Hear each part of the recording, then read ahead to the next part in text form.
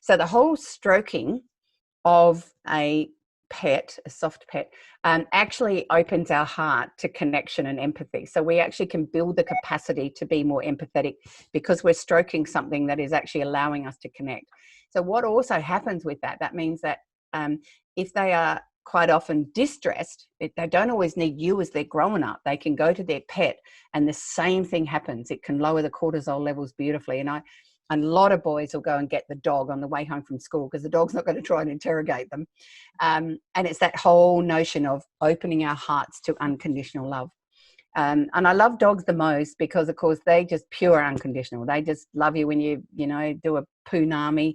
They love you when you wet the bed. They love you if you don't eat your beans. They just still love you the same. Yeah. And it's that space of unconditionalness I think everybody should experience. Yeah. But I also really, and I often suggest that when your children are 4, 5, and 6, they need to get a guinea pig that's got more chance of dying, almost for the same sort of reasons. That yes, we connect and we love them, but we need to know at times that we can lose things we love.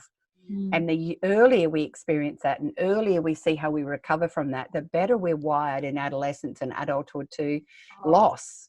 And I think so again, it's a double whammy. When you never want your dog to die, and when they do, it's a teachable moment. And then what is it for us if we've had a lousy day? That dog just still loves us the same. We've had a shouty moment at our kids and the dog's just wagging their tail going, yeah, she's all right. They don't talk back. They don't talk back, and I think, the responsibility of looking after one as well, all that sort of stuff. They're just pure gold. And I know I'm responsible for a lot of dogs. Well, I was going to say, Maggie, there's so many Maggie Dent dogs around Willoughby, including in my house in the last 4 weeks. So we might finish on that note. Yes. We so appreciate your time today. And it was, just fabulous to get that beautiful advice. Thank you. And a heartfelt virtual hug to every single one of us out there. Remember, every one of us is trying to do the best we can, absolutely every day. And some days it works and some days it doesn't, but we're not lousy parents.